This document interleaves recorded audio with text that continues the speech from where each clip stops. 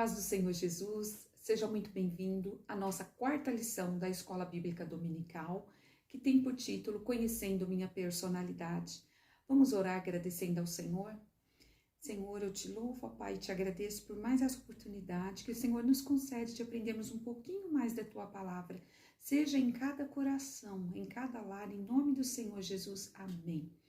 A nossa lição de hoje, ela encontra-se no livro de Efésios, no capítulo 4, do verso 22 ao 24, e o nosso tema, a Bíblia diz, encontra-se em Efésios, no capítulo 4, no verso 13. Vamos ler? Diz assim, ó. Desse modo, todos nós chegaremos a ser um na nossa fé e no nosso conhecimento do Filho de Deus.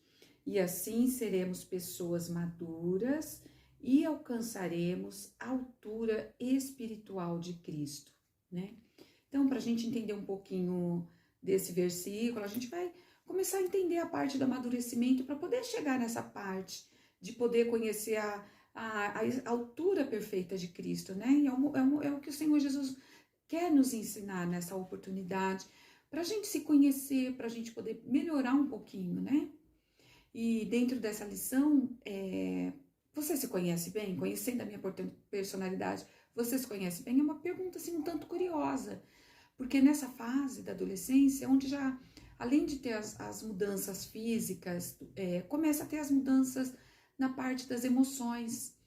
Como que dá para perceber? Uma das partes assim que a gente pode dizer bem visível nas emoções já é mesmo na hora de dormir, né? Quando acorda, que a pessoa tem dia que você acorda bem alegre, com muita energia, outro dia um cansaço que não tem vontade de levantar da cama. Então essas já são mudanças que vêm ocorrendo na parte emocional. E dentro dessa lição a gente vai aprender um pouquinho como conhecer a respeito da personalidade de cada um, de como enfrentar esses desafios. Vamos então à nossa primeira parte da lição? Então, nosso primeiro tópico fala sobre personalidade e caráter.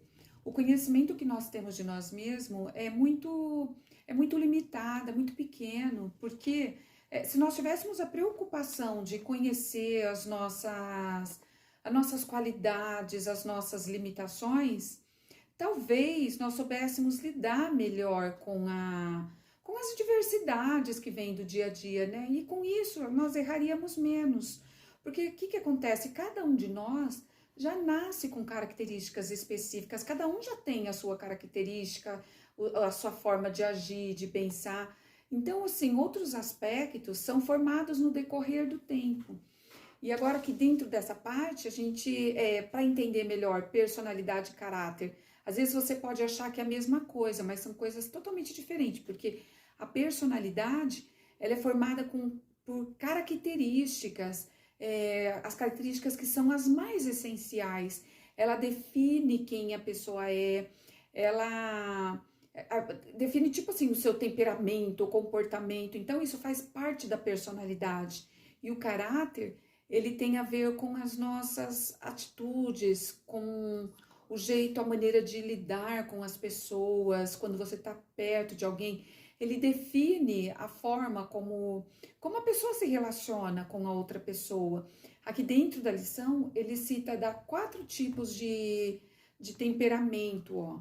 Vamos dar uma lidinha aqui, vou pegar aqui para vocês ler, para eu ler, para explicar melhor. Fala assim, ó. Mas você pode conhecer melhor os 4 tipos de comportamento, que são: 1, colérico. O que é isso? Em geral, as pessoas que possuem esse tipo de temperamento, elas são mais assim agitadas, elas têm facilidade de se irritar. Por outro lado, ela tem facilidade de liderar. E o que acontece? Não possui medo de enfrentar desafios. Um exemplo bíblico que marca essa parte de um dos apóstolos que possuía esse temperamento colérico é o apóstolo Pedro. Então aqui, vamos olhando aqui para você ver qual que você se identifica dentro desses temperamentos. O segundo temperamento é o fleumático. As pessoas que apresentam esse tipo de temperamento, elas são mais calmas, pacíficas e pacientes. Essas características, elas devem ser encontradas no cristão. Jesus garantiu aos mansos que eles herdarão a terra. O Senhor tem prazer em recompensar aqueles que são pacientes e esperançosos em sua vontade. O terceiro temperamento é o sanguíneo. São pessoas muito dinâmicas, animadas e de fácil socialização, porém, às vezes tende a exagerar um pouco. Então, assim, ela se relaciona bem, ela é muito dinâmica, mas às vezes ela exagera. Tem amigos que a gente conhece que é assim, né?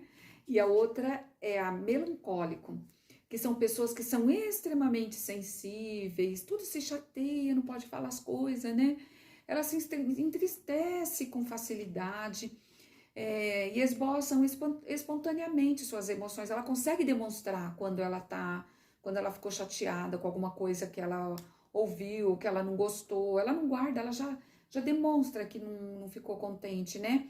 E os que possuem esse tipo de temperamento melancólico, eles tendem a ter muita influência e ser movido pelas emoções. Também aqui dentro da lição, tá perguntando que tipo de temperamento você se identifica, que você acha que algum desses temperamentos tem a ver com você. Então tá falando que Deus se importa com você. Portanto, seja uma pessoa cada dia transformada pelo velho homem, que o Senhor Jesus, ele nos dá essa oportunidade da gente mudar o nosso caráter. Às vezes, aquilo que a gente vê que tá errado, que dá para mudar, às vezes a personalidade a gente já nasce, a gente aprendeu que a personalidade a gente nasce, é mais difícil às vezes de mudar, mas dá para consertar, às vezes, alguma coisinha que está errada, que nem aqui dentro desses tópicos que nós aprendemos, dá para ter essas mudanças, né?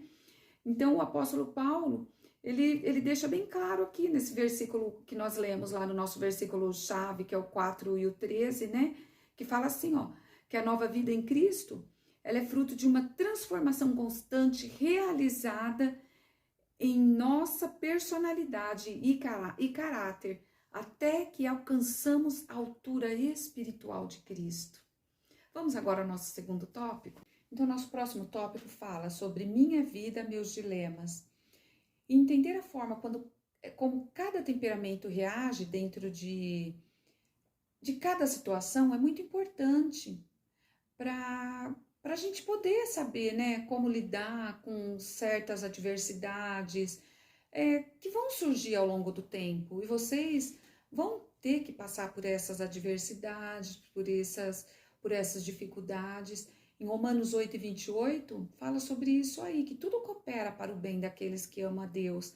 Então, assim, são momentos que vocês vão ter que passar. Só que tudo isso é para amadurecimento, para crescimento. Tem gente que olha essa fase da adolescência e acha assim que é um momento de frustração, é um momento que o adolescente acha que é uma coisa e não é. E o que acontece? E no livro de Eclesiastes, Salomão escreve sobre isso daí, e ele até cita alguns versículos, quando fala que é melhor a tristeza no rosto do que a alegria, e a gente olha, a gente pode estar achando que Salomão está entrando em contradição, porque onde já se viu, né, ele citar um versículo e falar que é melhor a tristeza no rosto do que a alegria, mas não é isso que ele está querendo dizer. Ele está querendo explicar que a experiência da vida, às vezes, por mais triste que seja aquele momento, é momento depois da pessoa ver que foi para o amadurecimento dela, né? Para tornar o ser humano mais preparado para o dia de amanhã. Então, se vocês olharem, às vezes fala assim, eu vou ter que passar por isso daí, eu não quero passar. Mas são momentos que o Senhor Jesus nos permite, muitas vezes, de passarmos por esses momentos difíceis para chegar à perfeição de Cristo. Porque, às vezes, se a gente não tem esse sentido de passar por dificuldade para querer as coisas, a gente nunca vai querer se chegar ao Senhor, porque nós temos que estar diante do Senhor. Tudo que nós tivemos que enfrentar no nosso decorrer da nossa vida, a gente tem que estar debaixo da direção do Senhor, porque são momentos que Ele nos permite de nós nos achegarmos a Ele. Então, que a gente venha a cada dia procurar viver conforme a palavra está falando, né? Procurar ter essa perfeição, a perfeição de Cristo Jesus. Vamos ao nosso próximo tópico? Então, nosso último tópico fala assim, uma nova pessoa. Na vida, uma grande bênção na vida de um pré-adolescente é encontrar-se com Jesus nessa faixa etária da idade, né? Porque são momentos assim que uma vez que você se encontrar, que você aceitar Jesus, sua vida não será mais a mesma. Vai ser tudo novo, novas mudanças, e você vai começar a ter responsabilidade com o Senhor. E o que acontece? Às vezes você olha e fala assim, que diferença faz eu ser crente? O que vai mudar isso na minha vida? Vai mudar muita coisa, porque você vai aprender a ter responsabilidade, você vai aprender a ter essa comunhão com Cristo que o Senhor Jesus nos ensina.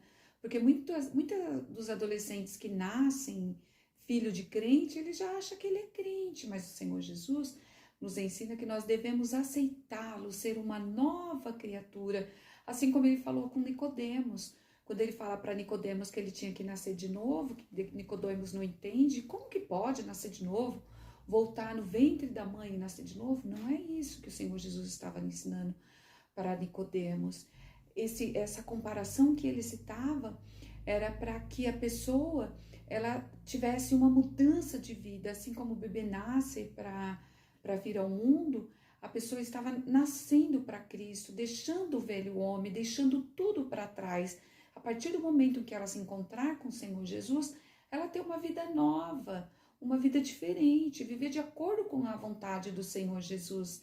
Então, ser uma nova pessoa em Cristo é você procurar ter essa mudança, é você procurar lançar-se diante do Senhor Jesus. E é uma experiência que todo adolescente tem e é marcante para o resto da vida. Eu, nessa fase de adolescência, tive meu encontro com o Senhor Jesus e é um momento que a gente nunca esquece. Um momento de comunhão, de procurar viver conforme a vontade do Senhor. A gente sabe que os desafios, as turbulências na vida virão, mas como nós já aprendemos dentro da lição, tudo é para nós amadurecermos na fé, tudo é para nós amadurecermos uma experiência com o Senhor Jesus. A cada dia está sendo moldado a viver conforme a palavra do Senhor. Então, que essa mudança de vida, uma nova pessoa, venha fazer parte da sua vida, que você venha a cada dia se entregar ao Senhor Jesus, tendo esse encontro, nascendo de novo e colocando toda a sua fé, a sua confiança, crendo que o Senhor Jesus estará no controle de todas as coisas na sua vida. E eu encerro essa lição e agradeço mais uma vez por ter você nos assistindo, que o Senhor venha abençoar e até uma próxima lição, se o Senhor assim nos permitir.